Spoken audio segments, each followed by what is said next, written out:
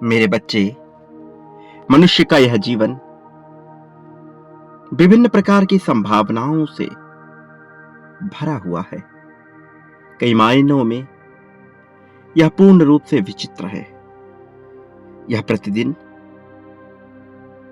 मनुष्य जीवन के समक्ष नए नए प्रकरण प्रस्तुत करता है। कभी यह खूबसूरत लगता है तो कभी इसमें भयावह अंधकार दिखाई देता है। कभी लगता है कि यह जीवन कितना मनमोहक है तो कभी लगता है कि इसमें जीने जैसा कुछ भी नहीं है। कभी यह सुनहरे जीवन के पन्नों को लिख देता है तो कभी काली स्याही से लिख देता है। ऐसा मालूम पड़ता है कि अब सब कुछ खत्म सा हो गया है, फिर भला यह जीवन हमें क्यों मिला है। मनुष्य निरंतर इस तरह की संभावनाओं से घिरा हुआ होता है, और जो मनुष्य निरंतर इस तरह की बातें सोचता है उसके पीछे दो बहुत ही महत्वपूर्ण मानसिकता होती है। एक डर और दूसरा जीवन को समझने की चाह। जब यह दोनों आपस में टकराते हैं तब ऐसी परिस्थितियां उत्पन्न होती हैं। मेरे प्रिय बच्चे, मैं जानता हूं कि तुम निरंतर क्या सोचते रहते हो, और आज यही कारण है कि तुम तक मैं यह विशेष संदेश पहुंचा रहा हूं। वास्तव में यह संदेश दिव्य लोक से आया है, सामान्य लोक का यह संदेश है ही नहीं। इसलिए मेरे प्रिय बच्चे, मैं चाहता हूं कि तुम इस संदेश को पूर्णतः अंत तक सुनते रहो, चाहे परिस्थिति कोई भी हो। इसे बीच में छोड़कर जाने की भूल बिल्कुल भी ना करना, अन्यथा जीवन के बहुत बड़े सत्य से तुम अपरिचित ही रह जाओगे, जबकि तुम में क्षमता है उस सत्य को जानने की जो तुम्हारे लिए लिखी जा रही है, रची जा रही है। मेरे प्रिय, जीवन के हर एक पहलू में वास्तव में यदि गौर से देखा जाए तो आनंद ही छिपा हुआ है, और ऐसा आनंद जिसका अनुमान कोई भी नहीं लगा सकता, क्योंकि समय यहां बहुत ही शक्तिशाली भूमिका निभाता है। कभी यह समय एकदम मनुष्य के साथ होता है तो कभी बिल्कुल ही विपरीत होता है, और जब यह विपरीत होता है तो उसे लगता है कि उसका सब कुछ उससे छीना जा रहा है, जबकि वह मूल रूप से गहराई में झांक कर देखे तो वह पाएगा कि उससे कुछ भी छीना जा ही नहीं सकता है। यहाँ समय की अपनी नीति है और प्रकृति की अपनी, और इन दोनों नीतियों के ऊपर मनुष्य जीवन की एक नीति है, वह है संकल्प की नीति। और जो संकल्प की नीति को समझता है वह इस संसार में कुछ भी प्राप्त करने की क्षमता रखता है। लेकिन प्रश्न चिन्ह तो यही है कि क्या तुम में वह क्षमता है कि तुम संकल्प की ताकत को समझ पाओ, बजाय इसके कि लोगों ने तुमसे क्या कहा, बजाय इसके कि तुम्हारा भूतकाल में अनुभव कैसा रहा, बजाय इसके कि तुम्हारे पास धन है अथवा नहीं, तुम्हारी परवरिश कैसी हुई अथवा नहीं। क्या तुम में क्षमता है उस संकल्प को ग्रहण करने की जो तुम्हें उच्च श्रेणी में ले जाए, जो तुम्हें उच्च से भी उच्चतम बना सके। प्रिय बच्चे, तुम्हारी आंखों के सामने इस संसार में बहुत कुछ घटा है, बहुत कुछ अनुभव किया है तुमने, वह जिसे बयां कर पाना सामान्य नहीं है, और सामान्य मनुष्य के लिए उसे झेल पाना भी आसान बात नहीं है। लेकिन तुमने उसे झेला है, तुमने उसे जिया है, तुमने महसूस किया है। तेज तूफानों को भी तुमने महसूस किया और भयंकर भीषण गर्मी को भी तुमने महसूस किया है। तपन या गलन, दोनों ही परिस्थितियां तुमने बहुत ही गहराई से महसूस की। लेकिन क्या तुम दोनों ही परिस्थितियों में सामान्य बने रहे? क्या तुम्हारे अंदर वह क्षमता थी कि तुम दोनों ही परिस्थितियों से बिना शिकायतों के बाहर निकल सको? इस तरह के जीवन में जो परिस्थितियां घटित हुई हैं उसके तुम आदी हो, यह कोई तुम्हारे लिए नया नहीं है। इसलिए तुम यह समझते हो कि संसार में यदि पहले कुछ भी किसी के साथ बुरा हुआ है तो उसे घबराने की आवश्यकता नहीं है, क्योंकि यह समय भी बीत जाएगा और पुनः एक नया समय आएगा, एक नया चक्र प्रारंभ होगा। शरीर वैसा नहीं रहेगा, मन स्थिति वैसी नहीं रहेगी, नाते रिश्तेदार वैसे नहीं रहेंगे, लेकिन मनुष्य का ऐसे का वैसा ही रहेगा। इसलिए मेरे प्रिय बच्चे, भयभीत होने की कोई आवश्यकता नहीं, घबराने की कोई आवश्यकता नहीं, क्योंकि समय एक के बाद एक लौट कर आएगा, तुम्हारे लिए कुछ नए रूप में आएगा। बहुत से लोगों के लिए उनका प्रथम चरण उतना आनंददायक नहीं होता जितना कि दूसरा चरण होता है। इसलिए यदि तुम्हें दोबारा मौका मिल रहा है तो बिल्कुल भी चिंतित ना हो, बल्कि अपने जीवन में निरंतर बदलाव की आशंका करते रहो, और जो बदलाव की आकांक्षा उत्पन्न करते हैं फिर वह शंकाग्रस्त नहीं होते। जो मनुष्य बदलाव की मांग को स्वीकार करता है, जीवन उसे दूसरा मौका अवश्य ही देती है। अपने आप को फिर से स्थिर करने का, साफ करने का, अपनी किस्मत को फिर से सही दिशा देने का और अपने जीवन में फिर से खुशियों को भर लेने का ब्रह्मांड यही चाहता है कि यदि तुम अपने जीवन में खुश हो रहे हो तो इसे महसूस करो। खुशी को सकारात्मकता के साथ स्वीकार करो। स्वीकार करो जो तुम्हारे साथ घटित हुआ, स्वीकार करो तुम्हारे अपने वर्तमान जीवन को, और फिर तुम देखोगे कि तुम एक ऐसे योद्धा के रूप में उभर कर सामने आ रहे हो जिसके भीतर किसी भी बात का भय बसा हुआ नहीं है, जिसे किसी भी तरह की चिंता खा नहीं सकती। मेरे प्रिय बच्चे, तुम्हें मौके की तलाश है, लेकिन क्या तुम अपने जीवन में बदलाव के आकांक्षी हो? यदि तुम अपने जीवन स्तर को बदलना चाहते हो तो उसका प्रारंभ बहुत ही छोटी छोटी चीजों से करो।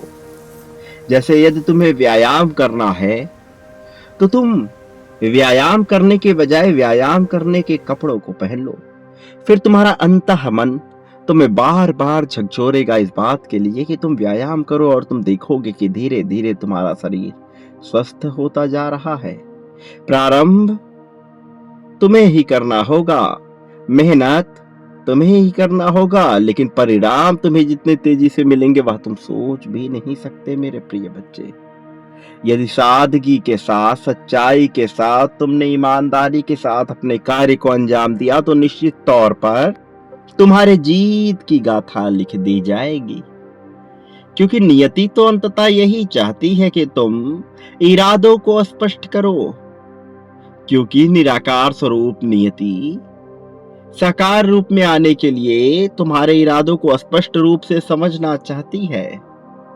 यदि तुम्हारा मन बार बार भटकता रहता है, तुम दुर्लभ होने की आकांक्षा तो करते हो लेकिन दुर्लभ होने का कार्य नहीं करते हो, तो इसका परिणाम तुम्हें भुगतना ही पड़ेगा। लेकिन वह लोग जो मनुष्य जीवन को समझते हैं, वो जो तुम्हें प्रेम करते हैं, उनके जीवन में तो सुधार होना ही है, क्योंकि उन्होंने सत्य का साथ दिया है।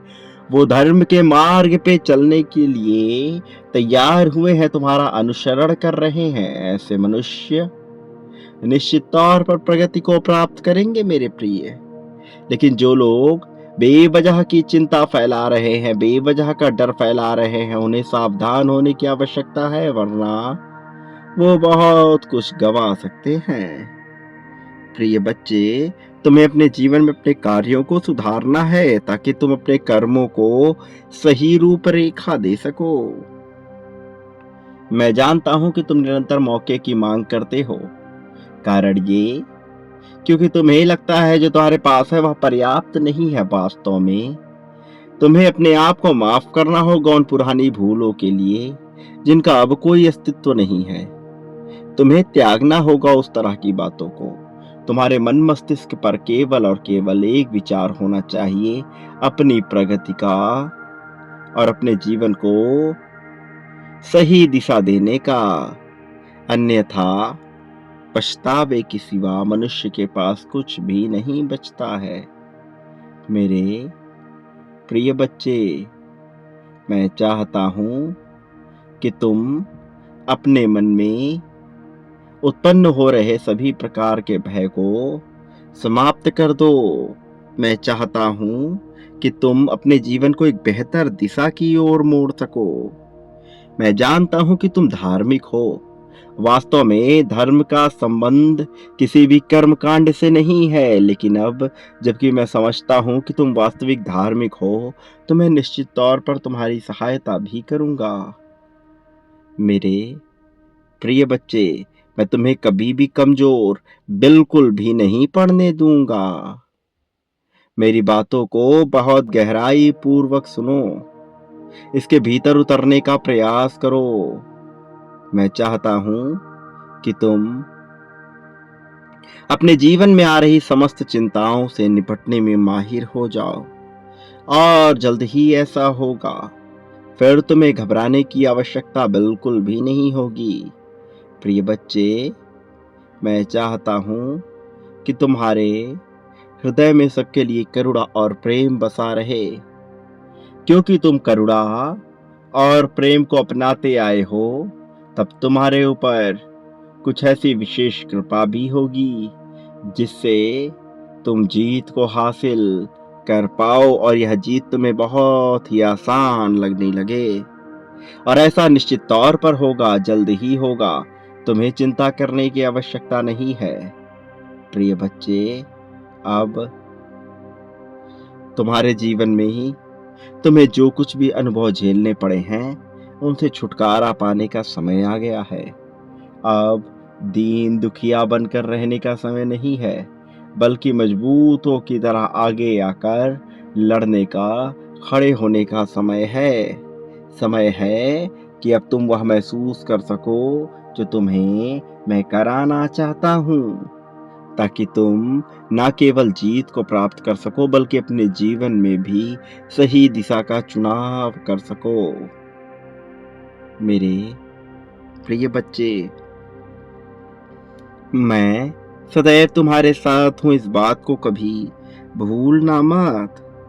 मैं जानता हूँ कि वो सभी लोग जो तुमसे नफरत करते हैं, जो तुमसे बेवजह की ईर्ष्या रखते हैं, वो नहीं चाहते कि तुम्हें किसी भी तरह का लाभ हो।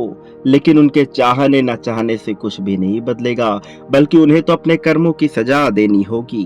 प्रिय बच्चे, जीत तुम्हारे बहुत करीब आ चुकी है। अब तुम एक संगठन की तरह कार्य करोगे। वास्तव में अकेले होते हुए भी तुम संगठित होगे अपने मन मस्तिष्क से।